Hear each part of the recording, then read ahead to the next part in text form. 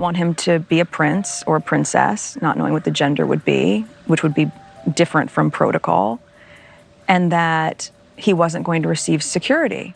Meghan Markle completely loses it after South Park humiliated her fashion show. And trust me, this meltdown is something nobody saw coming. What? It was really hard. She walked into Paris Fashion Week expecting flashing cameras, cheers, and that classic Meghan comeback moment.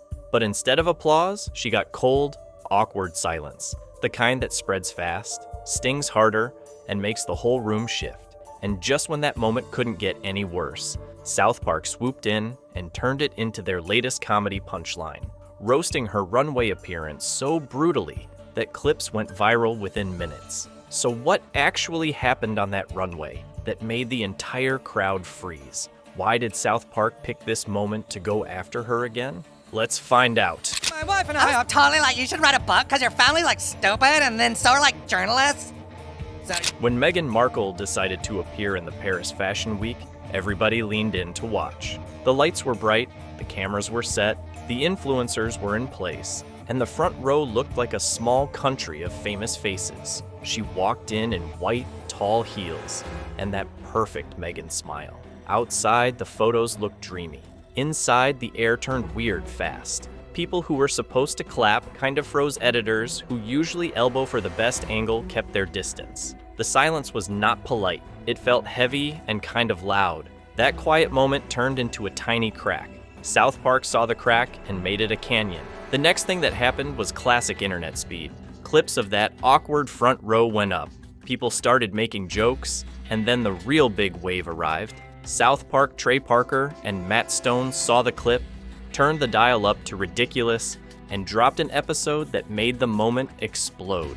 They did what they do best: take something the world already notices and smash it into a joke so sharp it cuts. The show didn't make up a scandal.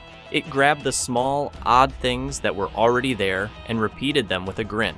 The result was savage and funny and impossible to ignore. Kyle, we just kind of don't care about some dumb prince and his stupid... South Park has loved roasting Meghan and Harry for a while. They treat them like pop culture candy that never runs out. In past episodes, the show mocked how the couple says they want privacy while doing big shows and interviews. The writers made jokes about their Netflix deals, about big speeches that sound rehearsed, and about the way they sometimes seem to be performing feelings. The cartoon versions of Meghan and Harry are like mirror images stretched to look silly.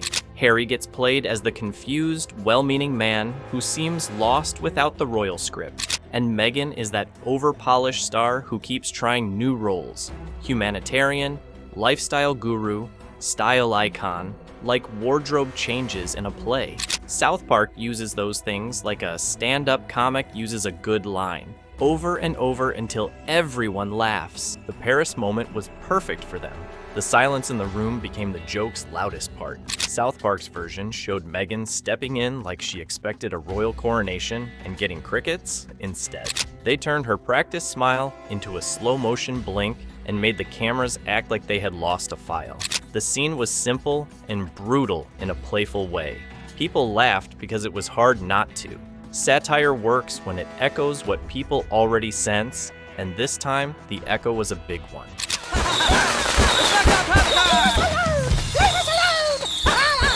Down with the motorhead! Before this, South Park already had material. There were episodes that poked fun at the couple's Netflix deal, at their big interviews, and at the telling moments in the media cycle. The show used to lampoon the idea of wanting privacy while booking studio time, which is a neat, funny contradiction. They also joked about the way big celebrity moves get packaged into neat stories. The tearful interview here, the heartfelt speech there, the lifestyle launch next week. South Park's gag was simple. If you sell your life for money and stories, don't be surprised when the world treats it as a show. They made that point with jokes, sound effects, and a few lines that catch in your head and stay there. Back at the fashion show, some people thought the silence was just a blip. Others saw it as a sign of cool indifference. But online, indifference is dangerous for anyone who needs the spotlight. The internet makes a mountain out of a molehill and then sells tickets to the mountain in hours, The quiet clip had memes, TikToks, and reaction videos. People added cricket sounds, slow music, and captions like, "When you show up to your own comeback and the world says, meh." Memes are like a chorus. When the chorus sings, everybody hears the same note. We want privacy! We want privacy! We want privacy! We want privacy! South Park's roast made the chorus louder. The episode took the fashion moment and added a scene where the crowd just stares. Not a boo, not a roar, a stare. That stare is worse than a boo. A boo is a reaction. A stare is a shutdown. The cartoon made the stare into a whole joke sequence, with Meghan's character trying different smiles and little moves to win people back, and the crowd refusing to take the bait. The writers kept it light and mean in the right measure. It was playful cruelty. The writers didn't invent malice. They pointed a mirror and let the reflection do the talking. People online loved it. Some fans cheered the joke on. Some turned it into a challenge where they edited the fashion video with dramatic music and sound effects. Late-night hosts grabbed the best lines. Memes spread like confetti. The moment changed from a quiet glitch into something that defined how many people saw that whole Paris trip. The internet gave South Park a shove, and the show launched the joke into orbit. That's right. And now you wrote a book that reports on the lives of the royal family. Right. So you're a journalist. We just want to be normal people. All this attention is so hard. It's fun to watch how fast things move now. One clip becomes a meme. The meme becomes a sketch show moment, and the sketch moment becomes a cultural phrase. South Park knows this speed. They play to it. That is why they love to roast Harry and Meghan. The two of them keep offering new little moments that look like set pieces that makes a perfect buffet for parody. The show can pick any plate and make a feast. Past episodes use the couple's public life like a joke reel. They took the line about wanting privacy and turned it into the running gag. Privacy tour with cameras following at every turn. People laughed because the joke was obvious and true in a way that stings. Meghan's team reportedly went into scramble mode after the episode aired. Fans say her team called PR people, lawyers, and anyone who could help shape the story. But trying to explain a cartoon is like trying to stop a ripple after you toss a stone. South Park is satire land. You can't sue a cartoon. You can't take down a joke. The more you push back, the bigger the joke gets. That panic plays into the parody, and the internet eats it up.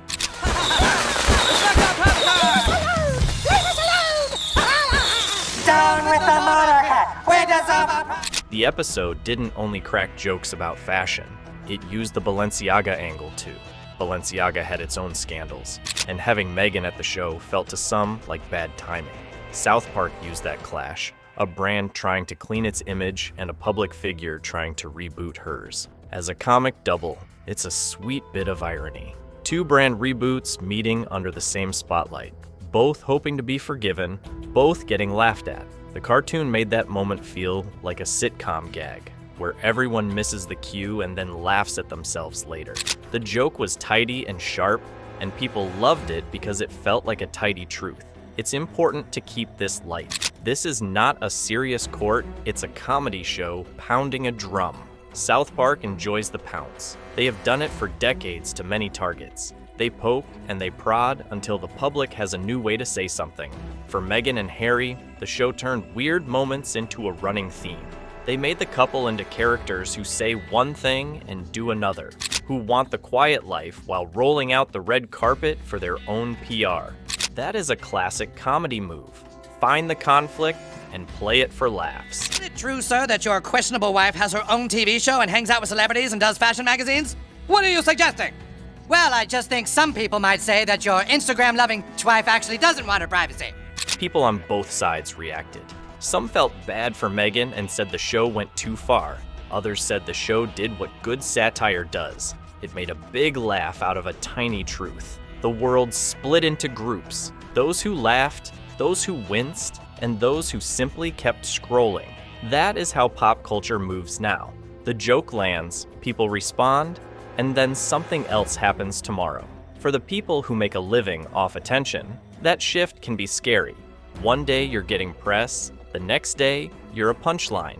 That's the drama that keeps TV shows busy and social feeds fresh. If you look back, South Park's hits on the royal couple were not just one-offs. The show kept returning to the same idea. A pair who want privacy, but also keep stepping into the light. In one episode, they lampooned the couple's big interviews and deals, making fun of how every emotional story becomes a product. In another, they joked about the idea of selling celebrity as a brand, like t-shirts or a jar of jam with the seal of authentic sadness. The writers have a good ear for what people already whisper about.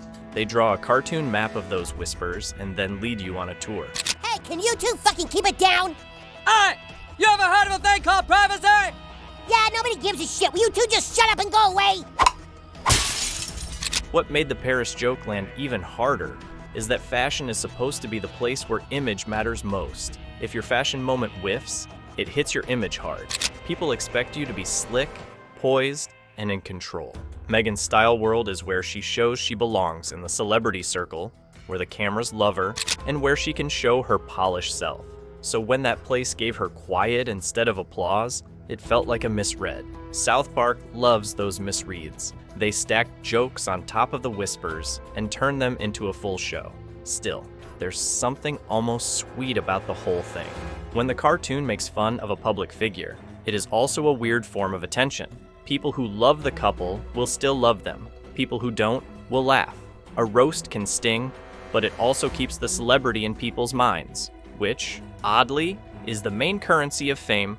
South Park roasts, people laugh, headlines spin, and the cycle keeps moving. That cycle is wild and noisy and a little silly, and that's part of the fun.